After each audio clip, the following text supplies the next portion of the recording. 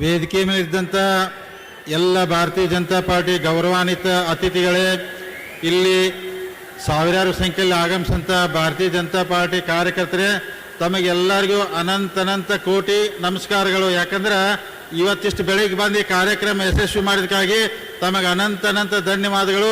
ಇದರ ಜೊತೆಗೆ ಅಭಯ್ ಪಾಟೀಲ್, ಅನಿಲ್ ಬೆಣ್ಕೆ, ಸಂಜಯ್ ಪಾಟೀಲ್ ಅವ್ರಿಗೂ ಧನ್ಯವಾದ ಹೇಳ್ತೀನಿ. ಯಾಕಂದ್ರೆ ಇಷ್ಟು ಬೆಳಿಗ್ಗೆ ನಮ್ಮ ಕಾರ್ಯಕ್ರಮ ಕೊಟ್ಟಿದ್ರು, ಇಷ್ಟು ಜನ ಸೇರ್ತೈತೆ ನಾವು ನಿರೀಕ್ಷೆ ಮಾಡಲಿಕ್ಕಿಲ್ಲ.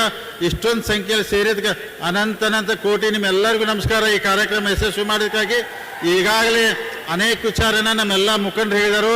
ನಾವೆಲ್ಲರೂ ಇವತ್ತು ಬೆಳಗಾವಿ ಚಿಕ್ಕೋಡಿ ಲೋಕಸಭಾ ಚುನಾವಣೆ ಪ್ರಚಾರಕ್ಕೋಸ್ಕರ ನಮ್ಮ ದೇಶದ ಹೆಮ್ಮೆ ಪ್ರಧಾನಮಂತ್ರಿ ಸನ್ಮಾನ್ಯ ನರೇಂದ್ರ ಮೋದಿಜಿಯವರು ಬರತ್ತರು. ಇಲ್ಲಿ ನಾವು ಹಾಕುವಂಥ ಪ್ರತಿಯೊಂದು ಮತ ಇಲ್ಲಿದ್ದಂಥ ಅಭ್ಯರ್ಥಿಗೆ ಬೀಳೋದಿಲ್ಲ, ನೇರವಾಗಿ ನರೇಂದ್ರ ಮೋದಿಯವ್ರಿಗೆ ಬೀಳುತ್ತೆ.